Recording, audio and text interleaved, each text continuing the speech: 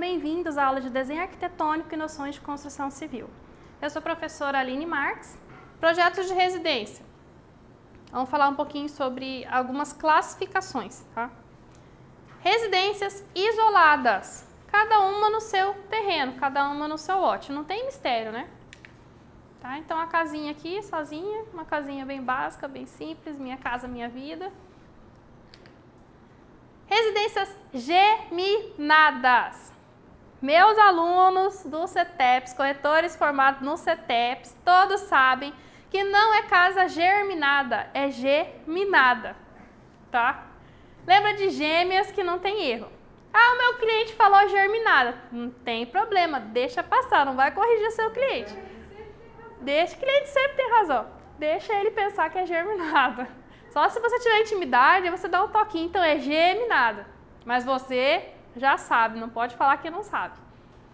Residências geminadas são ligadas por uma parede em comum.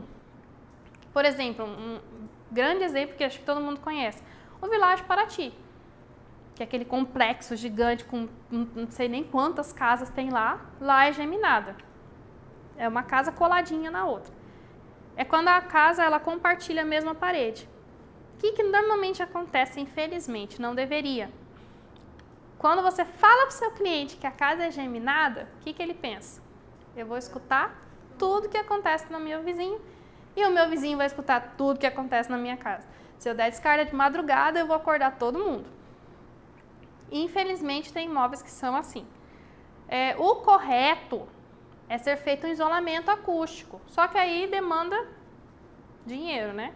Então, o que o pessoal faz? Dá uma engrossada na parede para passar na fiscalização, porque o banco também olha isso. Não é só a prefeitura para autorizar. O banco, quando ele vai liberar o financiamento, ele verifica isso. Se a parede que está entre as duas casas ali, sendo compartilhada, ela é muito fina, ela tem menos de 22 centímetros, eles não aceitam. Então, o que dá para fazer? Quem mexe com construção sabe que dá para fazer isso. Dá uma engrossada na massa ali na parede que consegue chegar nos 22 centímetros e subentende-se que tem duas paredes, porque esse é o correto. Fazer duas paredes ali coladas, o quarto de um está aqui, o quarto do outro aqui, não deveria escutar nada. Mas o pessoal, infelizmente, burla isso daí e acaba que escuta. Mas se fosse feito o isolamento acústico correto, não escutaria nada.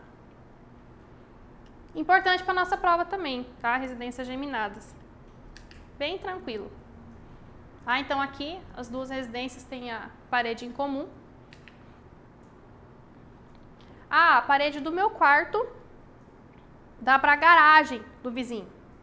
Então aí não é geminada. Tá? É geminada quando são dois ambientes fechados que compartilham aquela parede. Se tem a garagem entre as casas, aí não é geminada. Mas se aqui pega a sala de um e aqui é o quarto da outra casa, aí é geminado. Estão compartilhando em ambiente fechado. Residências em série. É uma do lado da outra, mas não é geminada. Tá? Então, por exemplo, aqui, elas estão uma do lado da outra, mas você vê que tem um corredor aqui. Aqui que a imagem não dá para ver muito bem, né? Mas tem um corredor aqui, então elas não estão geminadas. Conjuntos residenciais.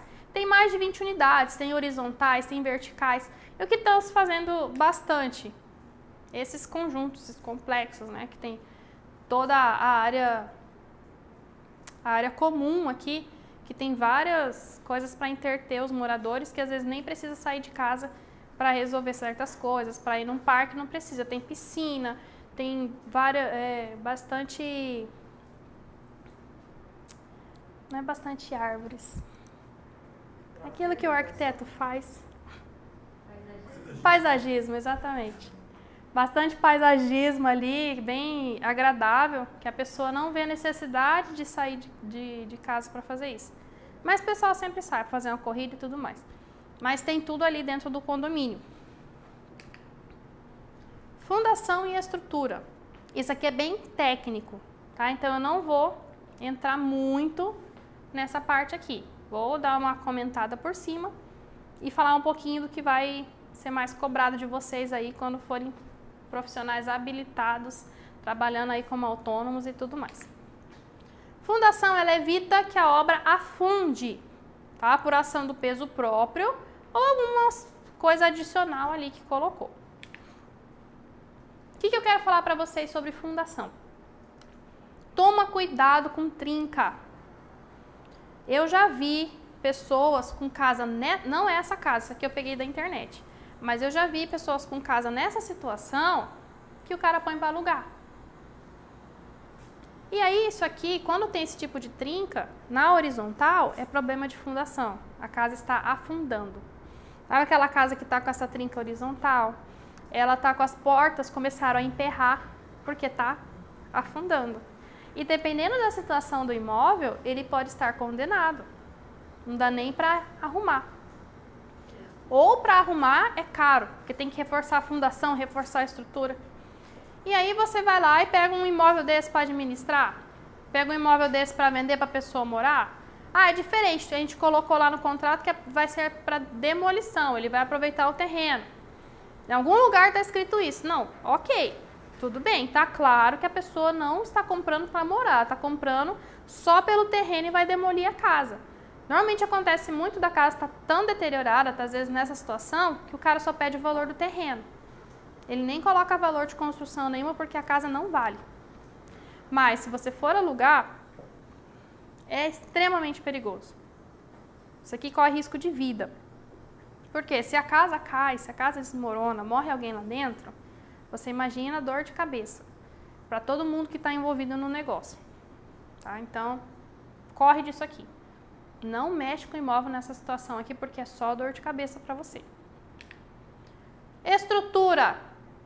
Falar em estrutura de uma edificação é o mesmo que falar do esqueleto humano, é o que dá sustentação para a casa ficar de em pé. Mesma coisa, só que a estrutura são trincas diagonais. Ah, na minha janela, lá embaixo no cantinho da janela, deu uns rachadinhos ali, isso aí é normal. Fica tranquilo, isso aí é o que mais acontece. O pessoal não faz o que tem que fazer na estrutura da janela, a janela vai pesando, dá umas trincadinhas ali, isso aí não vai derrubar a sua casa. Ou a casa do seu cliente, né? Mas esse tipo de trinca aqui, quando você vê o outro lado, isso aqui, gente, é um desespero. Corre disso aqui. Eu já vi casa que você vê que tá assim, de fora a fora na casa tem a trinca em todas as paredes. Você vê que a casa tá fazendo isso aqui. Aí Deus o livre dá uma chuva extremamente forte, pô, termina de cair. O banheiro tá afundando. Nossa, essa casa que eu vi, eu morri de medo de entrar na casa, de tão preocupante que tava. Então isso aqui também é perigoso. Corre disso. Não pegue imóvel. Não, nós vamos reformar, vamos fazer um vergalhão ali. Rapaz, acha um pedreiro doido aí. Não, isso aí a gente vai dar um jeito. E a gente mete uma massa ali, ó, põe um monte de vergalhão de ferro, fecha, vai ficar firme. Corre disso. Quando tá nessa situação aqui, é muito difícil conseguir salvar o imóvel. E se conseguir, vai ser muito caro. É caro você mexer em estrutura e em fundação. Não compensa. É melhor você derrubar tudo e fazer de novo. Então, corre dessa furada. Alvenaria estrutural. Eu vou passar aqui para quem não sabe o que é alvenaria estrutural e já volto ali no texto. Tá? Acho que todo mundo já deve ter visto isso aqui construindo em algum lugar. Algumas pessoas podem ter pensado, mas como que esse negócio está em pé? Porque você não vê pilar. Tá vendo? Você não vê... Parece que não tem concreto ali, é só um lego que o pessoal foi só encaixando em cima do outro. Tá? Mas não é bem assim, gente. Se o negócio fosse desabado de uma hora para outra, não estava fazendo um monte de empreendimento que tem nesse estilo aqui. Tem grandes incorporadoras, grandes empresas de nomes conhecidos, que eu não vou ficar citando, que mexem com isso daqui. Não só aqui, como em outras cidades também. Tá? Então, qual que é o porém? Vamos dizer assim, as desvantagens da alvenaria estrutural. Que é muito importante, se você, como corretor de imóveis, for vender esse tipo de imóvel. Você tem que ter isso muito claro na sua cabeça. Porque para várias pessoas, isso ainda é uma incógnita. As pessoas ainda não têm muito conhecimento. Inclusive, alguns falam, não vou comprar porque isso aí vai cair, isso aí é perigoso. Não, não é assim. Se fosse, não estava sendo feito. Por que está fazendo muito isso daqui? Porque é uma obra que ela é um pouco mais barata. Porque o volume de massa é muito menor, não quebra tanta coisa, não tem muito entulho. É uma obra muito rápida, sobe a parede rapidão, porque é só basicamente ir encaixando os blocos. Então acaba que consegue fazer um imóvel mais acessível, consegue fazer um imóvel mais barato e consegue aí alcançar um leque aí de clientes muito maior, tá? Mas quais são as desvantagens? O que você tem que deixar claro para o seu cliente, tá? Isso aqui é muito importante. Mas além dele tem contrato, vai estar tudo escrito no contrato dele. Eu te garanto que vai estar escrito no contrato dele. Mas nem todo mundo lê contrato. E o que você puder deixar claro é o melhor. Quanto mais sincero você for em relação a isso aqui, é melhor, para depois não ter dor de cabeça, não ter cliente ligando para você e xingando de tudo quanto é nome, que acontece. As paredes, elas são feitas de blocos, não tijolos. São blocos pesados, são blocos resistentes, blocos estruturais, tá? Então, eles vão dar sustentação para esse móvel, mas não é tijolo comum, tá? É uma construção diferente. Não existem pilares de concreto. Seu cliente às vezes passa na frente da construção, fala, mas como que não tem pilar? Como que tá só encaixando no outro ali? Que negócio estranho é esse? Na verdade tem concreto ali, tá? Não é que não tem concreto, mas você não vê um pilar de concreto, então você fica meio assim. Então você que está vendendo tem que ter essa segurança. Se você não passa essa segurança para o seu cliente, não adianta você esperar que ele acredite que é seguro.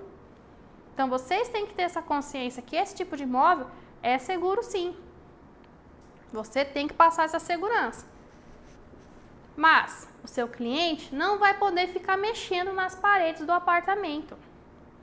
Eu comprei com 2 quartos e uma sala, meu filho mudou, eu quero ampliar a minha sala, eu vou derrubar a parede. Não pode. Não pode em hipótese alguma. Porque esse tipo de imóvel já vem tudo embutido. Parte elétrica, parte hidráulica, ele já vem a tubulação do ar-condicionado embutido lá no quarto. É só você colocar o ar-condicionado lá no buraquinho certo. Mas eu resolvi que eu quero colocar um ar-condicionado na minha sala, porque lá não tem a tubulação para ar-condicionado. Não pode. Nossa, Aline, mas por que eu não posso? E agora, eu não vou ter ar-condicionado na minha sala? Só se for portátil. Ou se já tiver a tubulação pré-existente. Não, eles já deixaram um ponto aqui para eu só colocar ar-condicionado. Beleza, coloca. Mas se não tem, você não vai poder colocar, tá? Por quê? Você imagina que aqui é a sala. Aí vem a pessoa e coloca o ar-condicionado aqui. O de baixo vai falar, ué, se o de cima pode colocar, eu também vou poder, né? Todo mundo coloca ar-condicionado aqui. O ar-condicionado, aquele split, parece que ele é levinho. Mas o condensador que fica lá fora é pesado. E aí vai fazer o quê? Vai fazer um peso a mais, que não foi previsto nessa construção. Vai fazer um peso desse lado da parede e a alvenaria estrutural, o nome já fala, a alvenaria é a estrutura. Então você não pode colocar um peso extra aqui que não foi previsto na construção. Onde eles colocaram a tubulação para o ar-condicionado foi previsto, então você pode colocar. Então seu cliente não vai poder colocar ar-condicionado na parede onde não tem tubulação para isso, tá? Porque a própria parede é a estrutura do imóvel. Ele quer ficar quebrando de fora a fora porque acho que tem pouca tomada na cozinha. Eu quero mais tomada na minha cozinha. Você vai ter que fazer de sobrepor na parede. Você não pode sair quebrando de fora a fora para embutir mangueira para pôr mais, passar mais alguma tubulação ali. Não pode, tá? Então essas são as desvantagens da alvenaria estrutural. Se forem vender esse tipo de imóvel, pesquisem mais.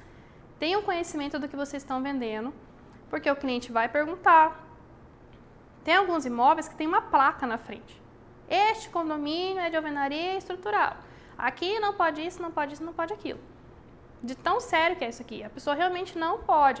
Eu já fiquei sabendo de um imóvel que a mulher foi teimosa, derrubou a parede e ela está respondendo processo judicial. Porque não pode, ela está mexendo na estrutura do imóvel inteiro. Ela está colocando em risco a vida de todo mundo por um capricho que ela quer tirar a parede. salvo em situações em que no projeto ele já prevê uma parede que pode ser movida. Tem empreendimento que eles fazem isso. No manual do proprietário, vem ali, ó, a parede tal, ali, não sei, a parede, por exemplo, da cozinha. Se quiser fazer cozinha americana, pode cortar ali a parede. Eles já preveram isso no projeto. Aí tudo bem. Se não for nesse sentido, se não tiver algo já pré-definido, fica do jeito que está. Não altera o apartamento.